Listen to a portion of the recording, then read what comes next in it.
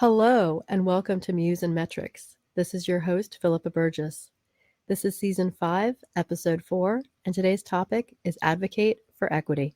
I'm Daisy Mayorga. I am a Women Techmaker ambassador and new co-founder of UTA. It's a company that empowers equity in emerging technologies. So we work to try to educate and advocate for underserved communities to learn and leverage emerging technologies. And I'm also a mother and a project manager. I wear many hats, and I'm really excited to be on the podcast today. I love it. That's great.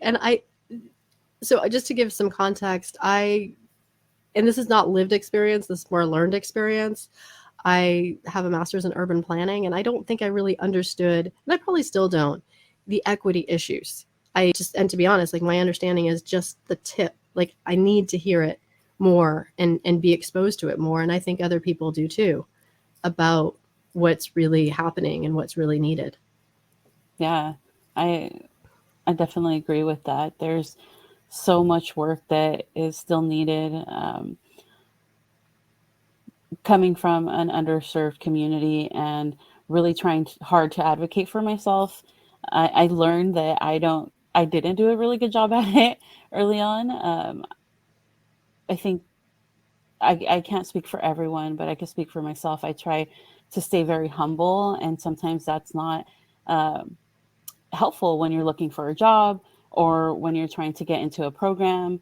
That humbleness and that culture that we're kind of grew up in is like, stay humble, like you don't have to share everything. And sometimes, like when you're applying for that job, you can't stay humble. You need to share all your accomplishments. And culturally, like when you're not aware of that, you write a resume based on what you've done and not what you've accomplished. So there's a lot in just um, growing up in a different culture that really changes like the way you advocate for yourself. I can see that. It's also, there's the cultural aspect and there's the woman aspect. Right. Because how much of this is a female issue?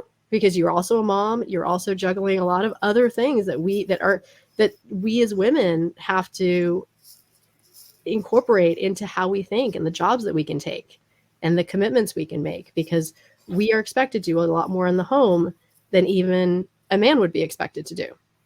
Right. Yeah. So I think that's pretty obvious, and not, like in the workplace, at home. Um, you hear things all the time when a father is involved. It's like, oh my gosh, that's amazing. When it's something women just do all the time naturally, and don't get any praise for it. Definitely going to conferences all the time and going to events and hearing things as a woman, like, oh, who's your child with, or who's taking care of them. It's like, well, like why are those questions even need to be like asked, and like I don't know, like that is a big reminder of like the gender inequalities that are happening and still happening today.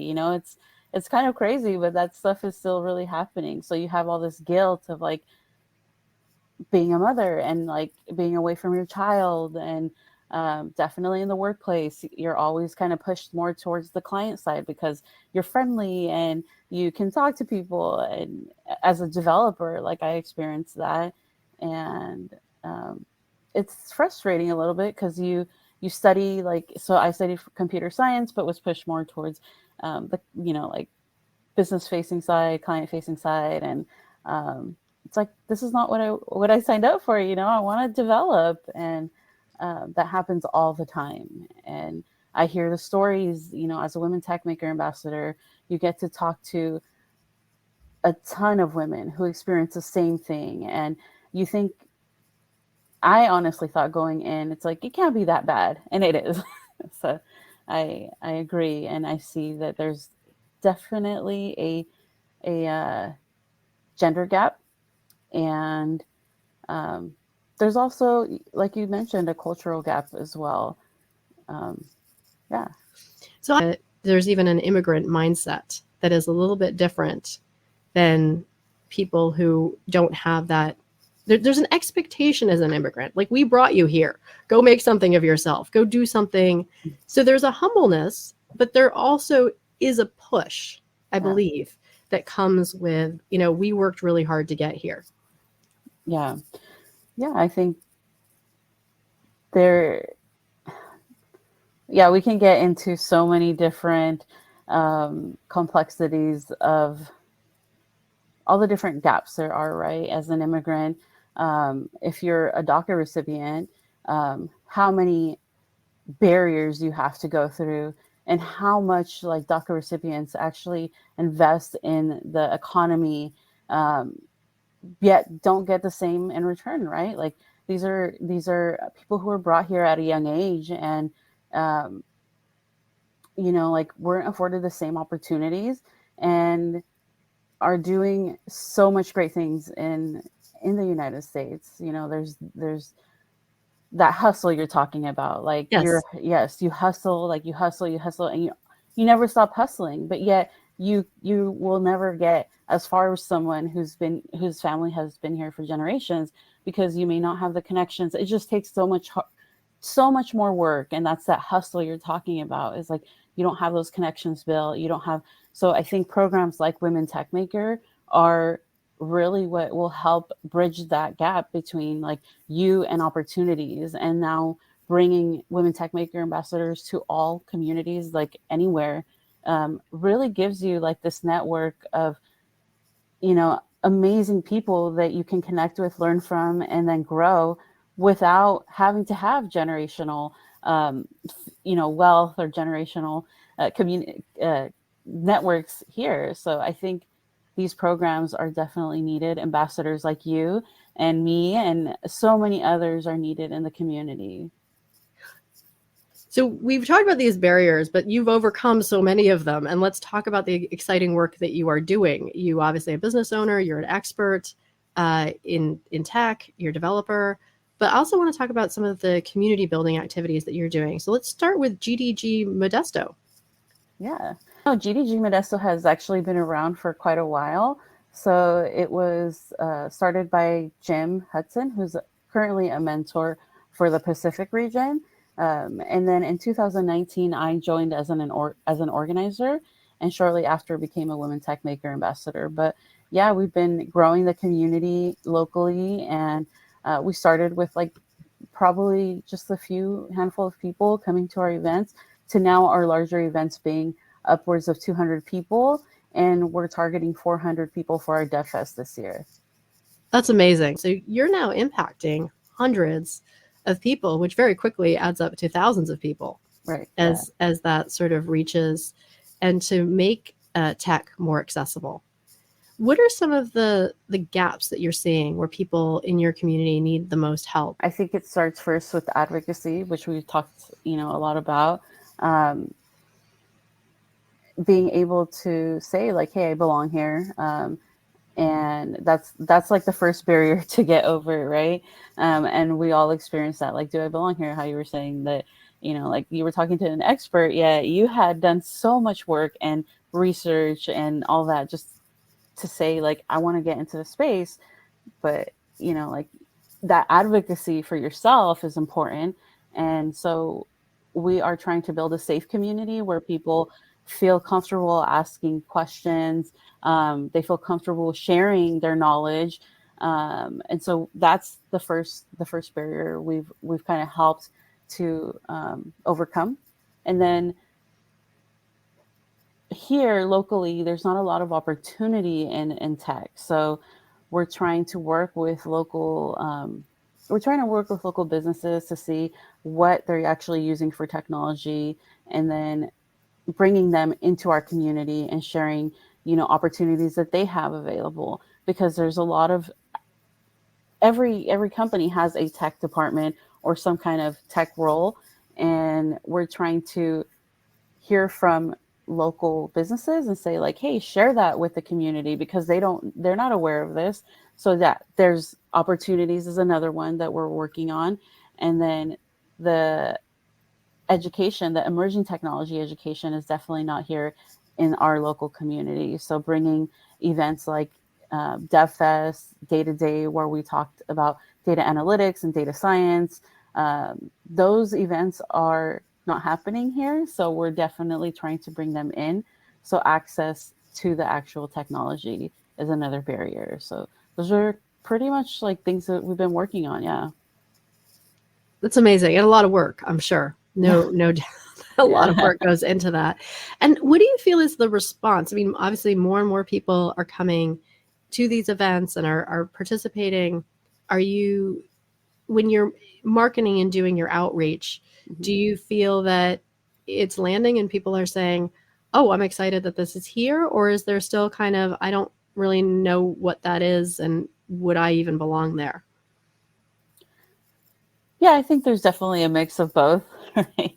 Um, it takes a little longer for some people to feel like they belong than others. I think we've done a really good job at both marketing and trying to create a safe community, trying to bring in and showcase different people and different skill sets. So that I think is what is an advantage for us, is we are highlighting a lot of people in the community that are doing great things.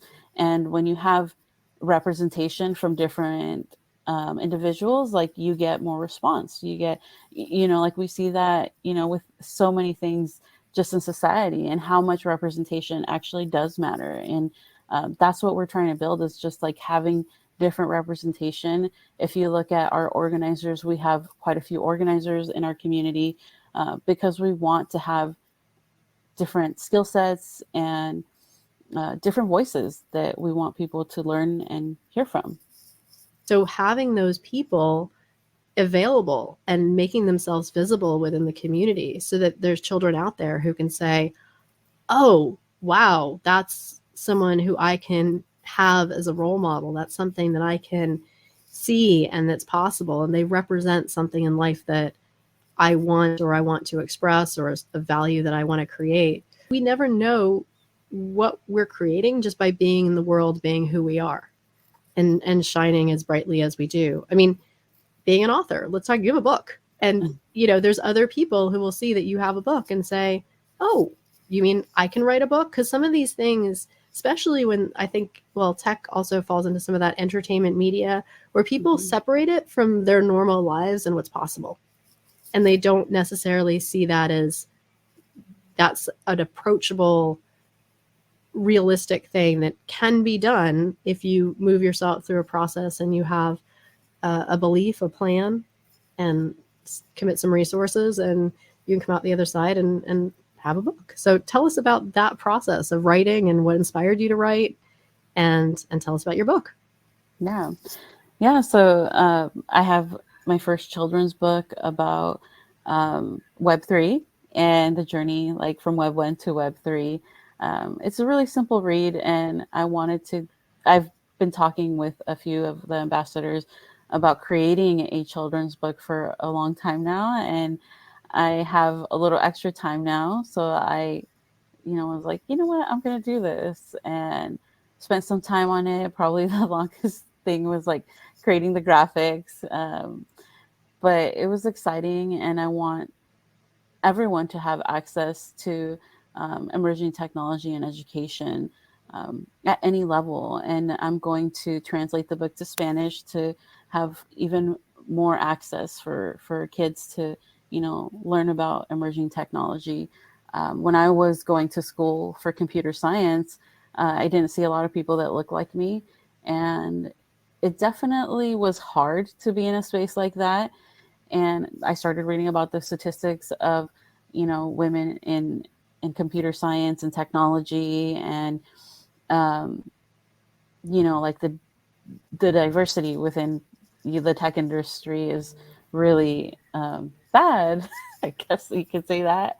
Um, and I thought to myself, like, well, how can I change that? And this was before I even started Women Techmakers, and I started thinking about it. And sometimes we want to make a big impact, or I guess like impact a lot of people. And I thought about it, and I was like, well, maybe I could teach my nephews and nieces like how to create their first website. And so that's what I did. Like I made a goal of like, I'm going to teach them like how to make their first website. And so I hosted like a little class for it was like 6 of my nieces and nephews, and taught them about computer science, and they were able to build their first website with HTML, CSS, and JavaScript. We use Khan Academy, and then we use Replit, like for them to actually host their websites online. So they were able to see at the end of this little course, like their product. So that was pretty amazing. And I created community because I created a chat, Google chat, and they, they were on there chatting about like games and other things. And so I got to see that, and I was like, you know what? Like it was so rewarding to see that I knew that at least they were going to know about computer science, and they were exposed to that at an early age. So that was important to me. I feel like I just want people to know, like, you don't have to like everything like you do, even if it's small, like that impact that you're making can change someone's life. Very, very much so. I think that the detail and the just showing up and the doing the small things, and as you do them with consistency, as they grow, then they're going to have even more of an impact. But that's exciting, and I'm sure that will stay with all of them, and will plant seeds that will then grow. Because I feel another thing just in the American culture that I see, because a lot of the people that I've interviewed are from South Asia, and they have a very strong math and science in their culture. And with an entertainment and media background, I was just even looking at how we communicate math and science through our media. And we make fun of people who know math and science. It's not celebrated. And so that spread, that's part of it. It reflects our culture, but it also furthers that idea that you're a nerd or you're a geek or you're not, that this, it's not as socially acceptable in America to be really good at math. If you're really good at math, you're the outcast. And we're in India, if you're not good at math, you're the outcast. And so we also need to be aware of how we send these messages to our children, that you can be a math hero and be popular and have friends, and and so we send these messages to kids right now that aren't actually preparing us for this very AI ML future, Web 3, Web 4, Web 5 future that is here and going to be continuing to come at us. And that math and science are foundation to technology and this tech future. And so I think that we also just need to be aware of the conversation and the messages that we send to kids, and that they can have really positive math, science, computer science experiences that make them feel good and make them feel connected and make them feel that they belong. Yeah. And I think what you did is extraordinary. And it is those feelings that they left with that are going to add to a better experience in their next science class, a better experience in their next math class. Yeah, thank you. Yeah, it was definitely rewarding to see them like enjoy it and say like, oh, that's why I need to learn about graphs, because I need to know where to place like this object, So it was really cool to see how much they enjoyed it, and hopefully it does leave a lasting impact. I love that. I think that's so great. And so you got your book, and that's great. Now, can you just explain for the adult who doesn't know the difference between Web 1, Web 2, Web 3? Because we have audiences who are into tech and follow tech, and we have audiences who are, all of this tech conversation is new. They're very much into supporting women and women empowerment. And so let's just kind of do a primer for those who may be new to what Web 3 is. Okay. Yeah. So if you think about medicine and how medicine has evolved over time, you want it to evolve and you want it to get better, and you want, technology in medicine to get better. You can sort of think of that in the same way as you do the internet. You want the user to have a better experience. You want the internet to be safer for children. You want record keeping to be better. And a lot of those things are what Web3 is trying to do, is trying to make the internet better for the user, allowing the user to have access to their data and not have companies be the one to own their data, but now bringing that to the user and saying like, you are going to own your own data, and you're going to be able to give that data to whoever you choose, so kind of giving that power back to the user and the individual, rather than having big entities own a lot of this data that's out there. And a lot of that technology is, can seem scary, like blockchain. So like, just think of it like as the evolving internet, right? Like there's iterations that we go through, and we're at a time where we're at a time where in the internet where we're trying to decentralize, give power back to the people. And I think, I don't know if that's a good primer, but I would hope that the goal is for people to start looking and reading into it, and following people on TikTok that talk about Web3, and just learning like how that power is going to come back to the people.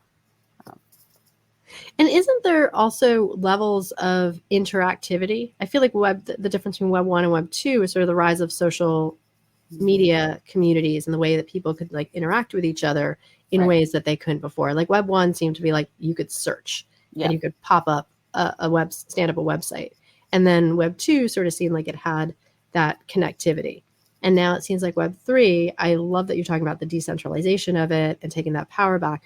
But there's also some additional kind of ways in which we can use the internet and create and build upon it in ways that didn't really exist in Web 2. There's kind of these new iterations of what technology is enabling.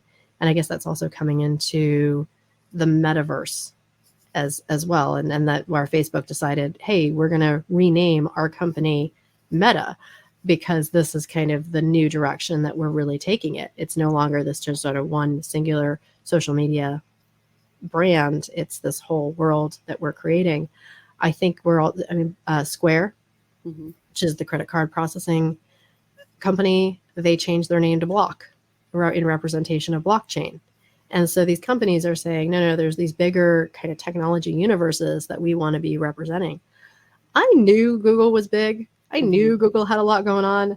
I don't think I really understood how much Google has going on until I became a Women Techmaker ambassador, and I'm in producing content and doing kind of beta testing with some of the things that they give us early access to, and coming off of doing a Google I/O extended audio summit.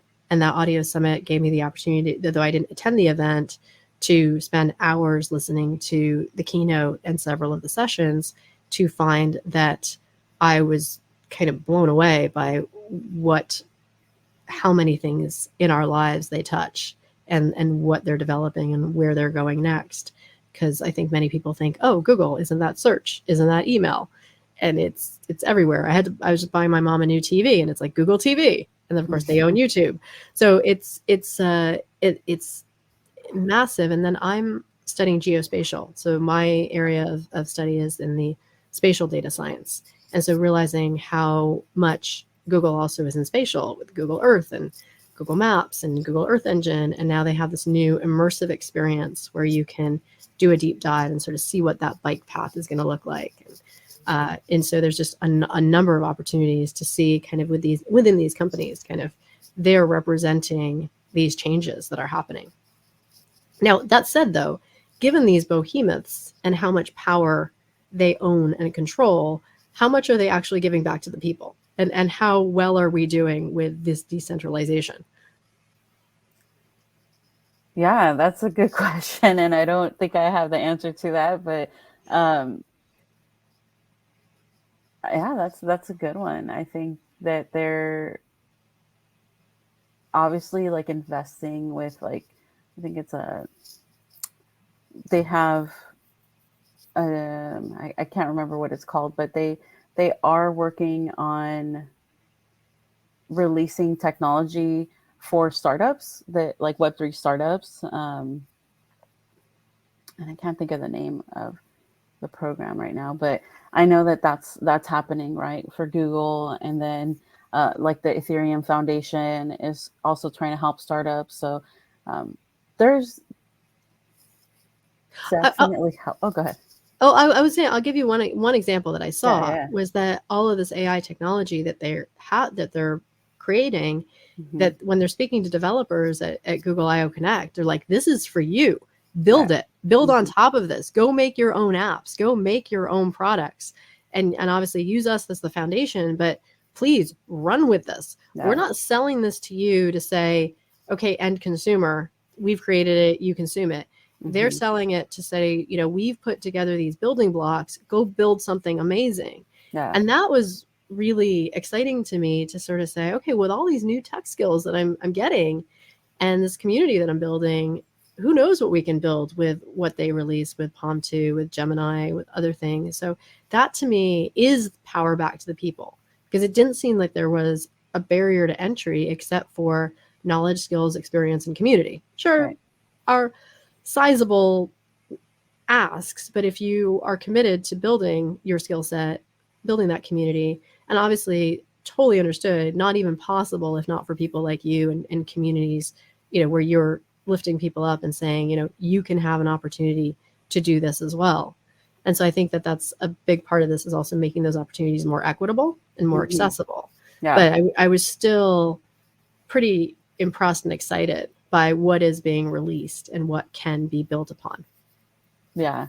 Yeah, I think there's always opportunities for companies like this to make things more accessible and equitable.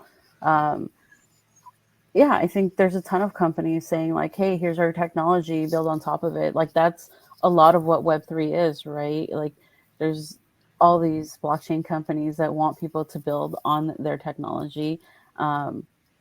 But I admire, I guess, companies like ICP who are working hard to create community in different areas and trying to make it equitable from the very beginning. So that's I think like the true, like if you want to decentralize, bring in a big pool of diversity, and then have diverse people build on your platform or on your technology. And I think you'll be really like, that'll change things, right? Like you're going to see things from a different lens. And part of what ICP is doing is building community first. And then from there, and a lot of people do this, like Google's doing this with Women Techmakers and Google developer groups. But you have to care, you have to want to help, right? And sometimes you get too caught up in like, we want to be big and bigger. And that equity lens gets lost. So I think that, yes, there's definitely companies trying to decentralize Web3, but it takes a lot of work to truly make an impact in underserved communities. Because I can tell you right now, there is no big companies investing in Modesto to try to bring in Web3. And investment is a huge part of it. I think that there's a perception, again, because I lived in this very siloed, bubbled universe where it's like, well, if people are poor, that's on them. That's not, we don't have anything to do with, they can lift themselves up. But you really look at where corporate dollars are spent, where government dollars are spent, studying urban planning, you realize how much of our worlds are manufactured and how much of our worlds are created experiences. And they're created positively and they're created negatively. Mm-hmm. And that's a created experience. And if we wanted to create something else, it's not hard, but it requires attention and dollars. Yeah. And a lot of those communities, and that's actually one of the reasons why I kept going in tech, is because at the end of my urban planning degree, I was like, well, what do I do with this? And I started leaning into a lot of real estate development, real estate conversations in communities. And I was so taken aback and really felt like, wow, this is not my community. This is not aligning with my values. This is not the place for me, because it was the conversations were so financially driven. Like, well, do we make money here? And how much money can we make and how quickly can we make it? And it didn't matter what the environmental expense was, what the social expense was. And there was no interest in saying, if we all get together and invest in this community, we can raise this community up. The only way they were interested in doing that is to outprice the people who were living there so they could move along. Mm-hmm. And that was like, no. This is where these people live. This is their community. And we're getting this issue a lot. For example, like Denver is trying to, from an urban planning perspective, saying, oh, we've got all these underserved communities. We've got disconnected sidewalks. There's places that just don't have enough tree cover, and that trees are a big part of equity. Because if you don't have trees, you don't have protection from shade. They provide more oxygen. Trees are a really great tool that an urban planner has to improve a community. But the problem is these communities are so distrustful of government because they have been traumatized by them for decades, that when the city comes in to put trees, all they think about is like, oh, great, we're now going to be outpriced from our communities. And because they're renters, not owners, that's a real fear of theirs that, wait, this has been our home, this is our community, these relationships that we have are a fabric. And when you rip that fabric, you lose childcare. You lose just people who trust, and keep you safe. And so I think that we have to find ways that we can improve communities without tearing apart communities. Yeah. Because of that financial monetary incentive. And similarly, property owners tend to, who rent their properties, tend to not add trees to those properties. So your well tree covered communities are the ones who have resident owners versus resident renters. And those are some of those, societal inequities that we get. And I don't think people think about that's trees. And if you look 80 years later at the New York City map of redlining, where they say good community, bad community, all of those red line communities that exist today, if you overlay, because I did this project in school, a New York City redlining map from the 1930s over today, every place that they said is green good has tons of parks and open space. Every place that they said this is red bad, no open space, no parks. Yeah. And so our built environment is such a reflection of equity. Definitely. Yeah. I didn't think of trees that way, but like when you do community scans, you definitely see what divides one side of town from the other, and how access is divided. When, like you're saying, like the redlining thing, like that is definitely a real thing and happens in so many different communities. And it's a very complex issue to solve, right? There's distrust in politics and in government. And I mean, like there's politicians who really don't care about community or about the people. They are in it for their own agenda. So there's so many different complexities. And I think this just goes back to like, you have to be a company that actually cares, be a company that's willing to put the money and invest in communities, and know that you may not get a lot of return money wise, but you're going to get a lot of return in, like reward and knowing that you did something impactful in that community. And I hope that the next builders are more diverse. I hope that they take into considerations how much they'll be impacting communities that they're going to. I know here in Modesto, we're not that far away from the Bay Area. We're only about an hour and a half without traffic. And, there's not the same opportunities that there is in the Bay Area that we have here. We don't have a lot of opportunities. We don't have a lot of tech jobs. We don't have, there is a lack of opportunity, a lack of investment. And I can tell you a story about like going to, it was like an AMA with a local politician who was talking about what their priorities were. And one of the priorities was like infrastructure, so that commuters going to the Bay Area had better infrastructure so they could get to their jobs in the Bay Area. I was like, why is your priority that instead of creating the jobs here? Like working with like companies to bring jobs to this area. And they didn't care about that. They were like, well, it's not my job to um, tell people where to work, something like that. And I was just like, wow, that's not investing in your community. Um, One thing, oh, go ahead. No, I was just going to say this politician is an owner of a nursery and doesn't want big companies coming here with offering higher paying jobs. Like there is so many different reasons when you start looking into politics of why things are the way they are, and this goes back to advocacy, right? Like you have to learn how to advocate for yourself and say like, this is not right. Like you can't do this. Yeah, there's so much. We can probably go on and on.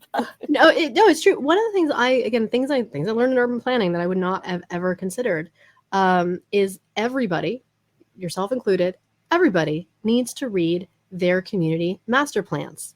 You need to read your master plan for your city, your county. You need to read it for your transportation, for your disaster management. And you need to share these with your community. And if not everybody reads, make a video, make an audio, have a meeting, whatever it is, make sure that people understand what's actually written in these documents. And if you align with that, then celebrate your politicians and your planners who wrote them. And if you are not in line with what is written, what the plan is of where your city is going, then you need to start to advocate to get better leaders who will evolve these plans to be more in line with the values of the community. Yeah. And not enough people read their city plans. Yeah. And literally don't even know they exist. Yeah. That stuff is lost on like websites, right? And like you have to look for it sometimes. And that's such a great point. And you just like gave me an idea. I'm like, oh, maybe we can have an event about using technology to understand these community plans, right? Understand like what these documents are saying and where they're going. Yeah, but if you want to tie it into technology, a great website is Cal EnviroScreen. Okay. And Cal EnviroScreen did a data gather and then a data visualization for that you can interact with. And so part of my big data class was to take this data, marry it to ACS data, so Census Bureau data for population, and then ask it questions. And we weren't sure we started with some questions that weren't that impactful. So we kept asking questions until we found that the graph moved. We were looking for something where it really showed us there was a direct correlation. And the ones that we found was that if you're white in the state of California, outside of LA, because LA is its own thing, but if you're white in the state of California, you do not have a pollution burden. If you are black or brown in the state of California, you have a pollution burden. The lines were so drastically clear that that's another thing that we need to look at in cities, because a lot of people, their financial logic is, okay, this is what I can afford and it's next to a freeway. And the amount of pollutants that come off that freeway and particles impact health. And then you end up with health equity issues, because now different populations are just having different health outcomes, and also their access to healthcare. And all of these things, all kind of matter. So I think that that's another way that you can sort of look at data, and that's where the advocacy comes in. I think we had referenced crisis PR. And in crisis PR, there's a whole sort of playbook of how you do crisis PR. But a big part of it is that depending on where you're on the crisis PR playing field, I mean, sometimes if you're the subject of it as an individual, there's certain things you want to say and don't say to sort of put you on the right or wrong side of the public opinion. But generally speaking, if I'm thinking more like organization is what they'll do is, instead of sort of attacking what was said or countering it, they just make their own media, they make their own stories and just put it out as sort of fresh content that says, oh, by the way, we just want to let you know that this is all the good things we're doing and all the challenges, opportunities, but they don't ever name who kind of sparked that idea of why they needed to put out this announcement. But the announcement counteracts whatever was put out there first. Mm-hmm. So they don't go directly to war, but they do make sure that they put the attention on that conversation. And I think a lot of advocacy is speaking up, speaking out.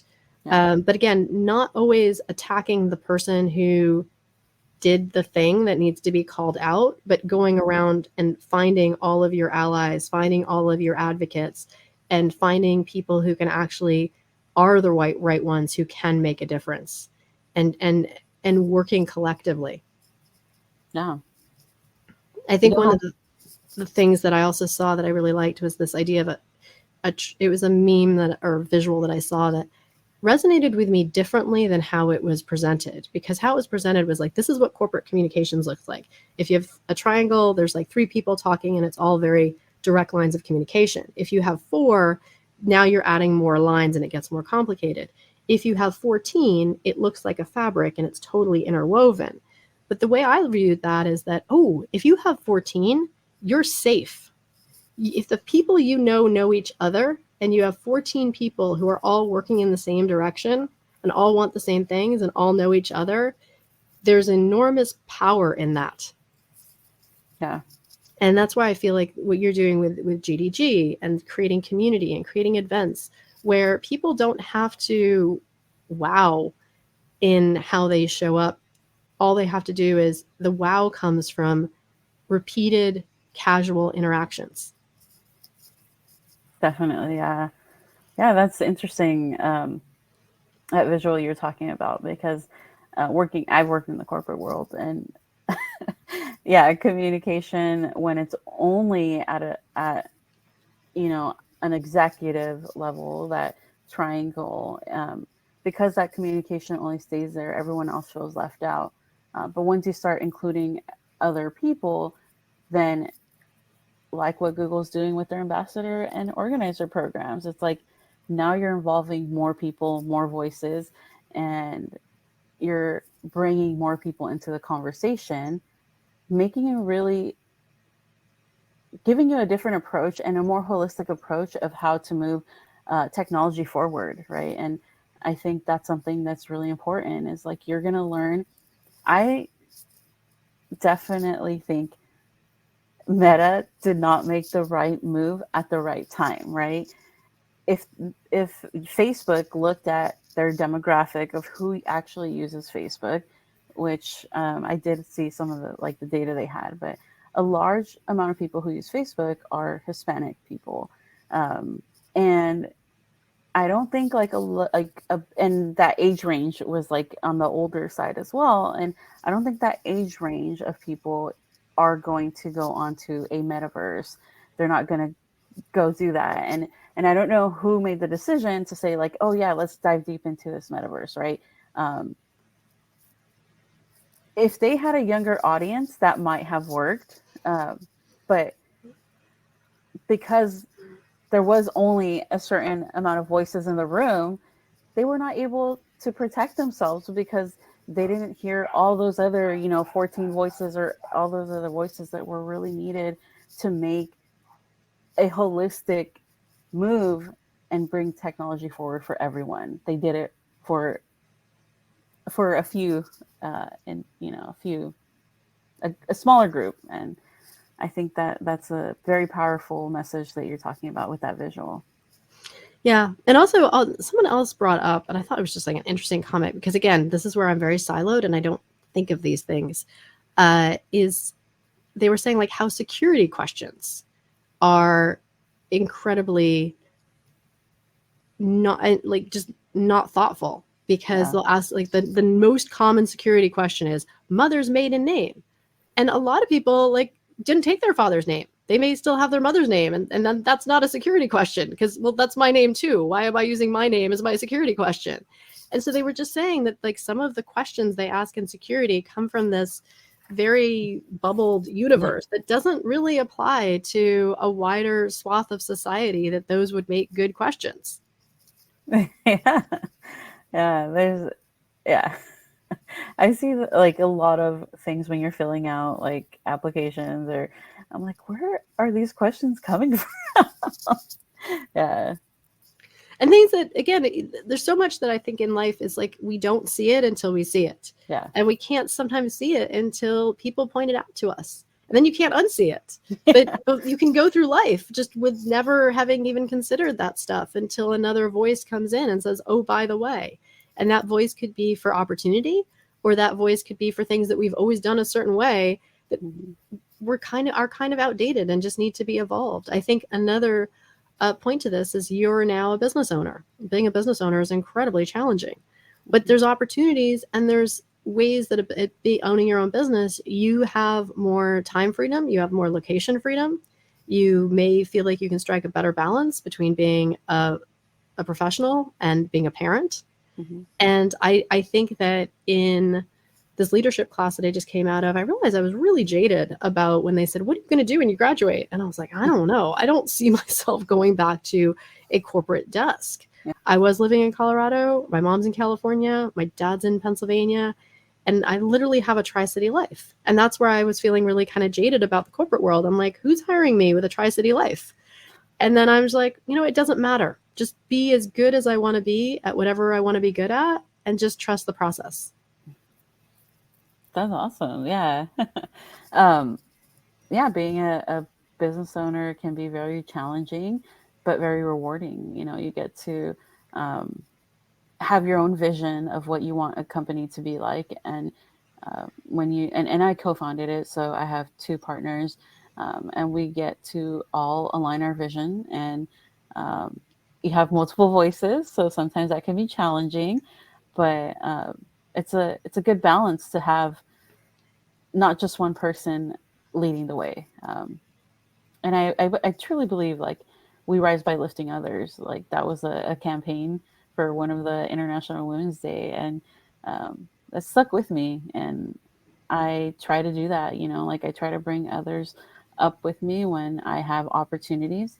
And that's how you change things, right? Like you bring people with you. Uh, and I just want to say this: it's not easy being a founder, and there's so many challenges, especially like if you're someone who relies on like insurance, like health insurance from a company, or if you rely on an income, right? Like we don't all have a support system that will allow us to take time off and not make any money for a long period of time, right? Not everybody has that. So Health insurance is key. That's actually yeah. the big thing that I'm most concerned about, because Yeah. I've found the one university, apparently, I mean, from the research I've done, it's the one university in the entire country, which happened to be my alumni, like where I graduated from 25 years ago, that offers health insurance to online graduate students. And many of the other schools that I looked at all said their sort of online programs are marketed through other agency like companies, and they're like, oh no, you don't get health insurance. You're an online student. I also need to like get a running start with whatever I do, because I've been very brave about how much I'm willing to borrow to sort of get myself set on this new track. But I'm really concerned about health insurance when I graduate. I'm like, what do I do about that?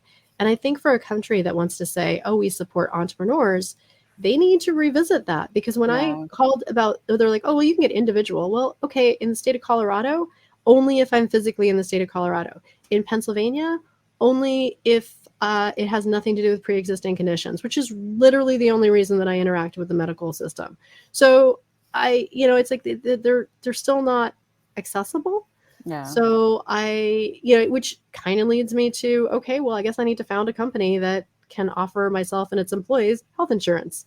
But then you got to really have a running start, because that's not cheap either. Yeah. So, and you don't want to collapse your business as you're just starting out. So these are all realities that have to be addressed and need to be brought into the public forum, because we are a democratic society, means that we vote for our leaders. And if these issues are important to us and we're talking about them, that's why I believe these conversations do matter and have power. I will give an example. of one of the best stakeholder engagements that I have seen in the research that I did. And it was actually the Port Authority of New York, New Jersey. They did 500 meetings and workshops and like with all of their stakeholders and just invited everybody in. And there were smaller level ones where they just took on a lot of feedback. There were other ones where they made presentations about where they were at and how their plans were evolving and took in a lot of feedback. And the final result was now they have to obviously implement it, but from a plan, it was done over 3 years, and it really was an exercise in listening and collaborating, and a really good example of like what does a really good and committed stakeholder engagement look like to really understand what's needed and wanted by the community.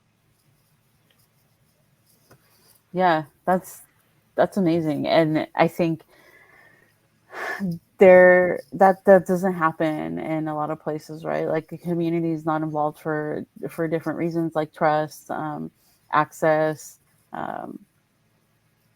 and really like time, right? Like sometimes people don't have the time because they're working and they have families and they have parents to take care of, or like there's so many different reasons why. So it's again like like local leaders have to care enough to give people opportunities to go. Like if you want mothers to be there, you should provide childcare.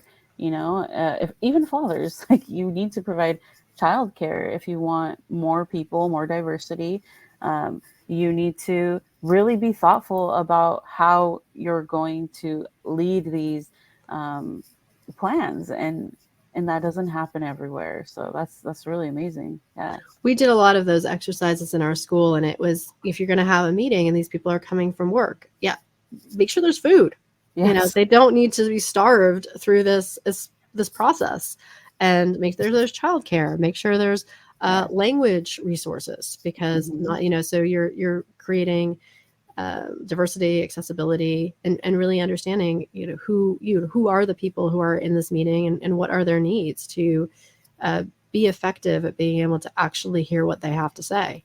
And that it shouldn't just be, because a lot of times we get this impression of the community meetings just are people shouting at each other or just one person talking to the stage and just shutting everybody else down. But like, how can we inform each other? Because someone has an opinion, they don't have all the facts. And then this person can say, well, okay, I hear you, but can you fill in a couple of these other realities into your thinking? And then, you can evolve your thinking and come back and be like, okay, I thought about that, but there's still these considerations that I need you to take into consideration. And so that each part of this stakeholder engagement is informing and educating and evolving the process on the other side. Yeah. I think a good way for that is to have a facilitator who knows how to de-escalate like situations, and really knows how to organize an event to make sure that everyone gets the best out of what the goal is for the event, right? If the goal is to come up with a plan, like let's utilize the time that we're there for getting to that, right? And saying at the beginning, like if there's something that is not relevant to what we're trying to get for this event, like we'll talk about it later. Let's table that talk for something else, and just make sure to set those expectations, right? Like and that's hard to do. Not everybody has a facilitator who can do something like that. So even it's so weird, like just something as simple as having a really good facilitator can lead to meetings like not going, like that screaming, like everyone's just shouting, or just one person like shutting everyone down. Like, it's there's like simple things that you can put in place to help run a community better, run a meeting better.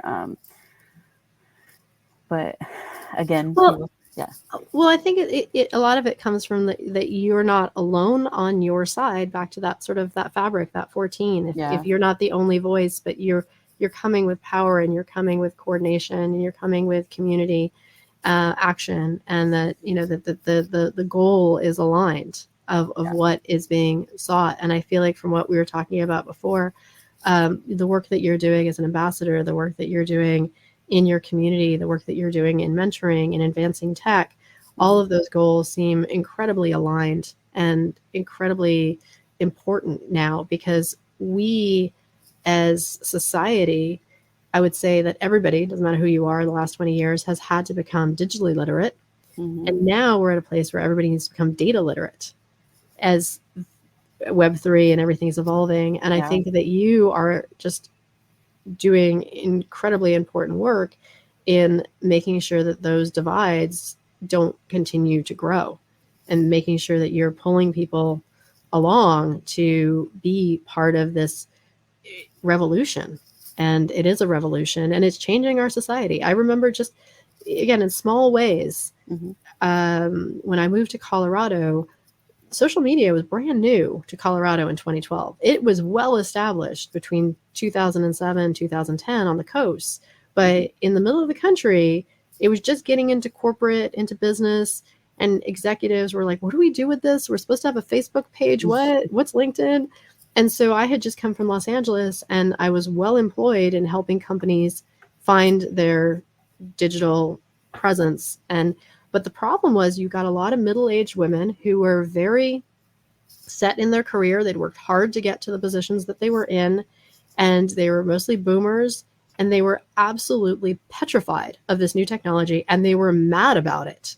They were mad that it had infiltrated their office, that they were supposed to have both a person, like they got onto Facebook personally, but now they were supposed to like do it for work as well.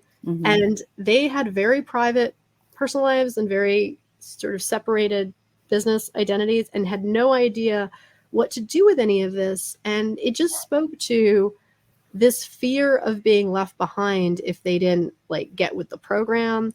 And but there was lots of fears around it. There was a fear, like, if I get on LinkedIn, my boss will think I'm looking for a new job and he'll fire me.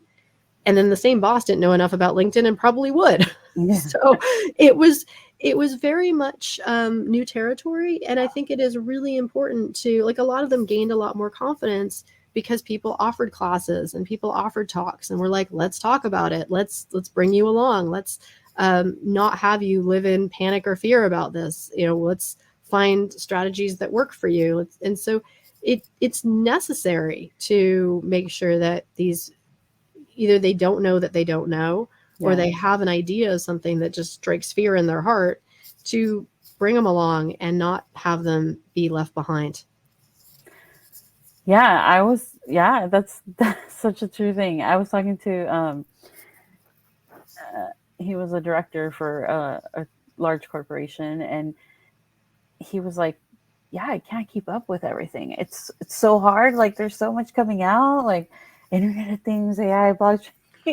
He's like, how do I keep up? So even, even a lot of leaders are having this issue of like this fear of like being left out because they don't know enough about it. And he was like, is there like, I would like to see something on just a general understanding of like how all these technologies work in a way that like, I know if somebody's talking to me, they're not BSing me, and it's like, that's probably important. And I was telling him, like, for our Dev Fest, like, we wanted to have a business leadership track, and we were thinking about it more in a way of like how business leaders can help underserved communities, or how business leaders can help the community that we're in, right? But we never thought about it like how we can help business leaders understand technology.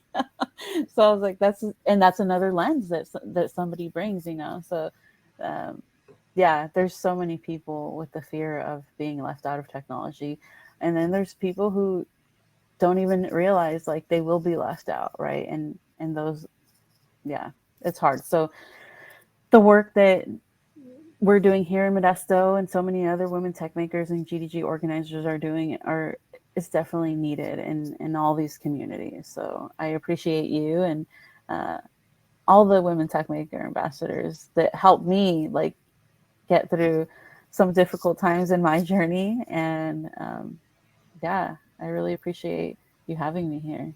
Oh, this has been great. So any final words that you have, encouragement, inspiration, way to just keep going.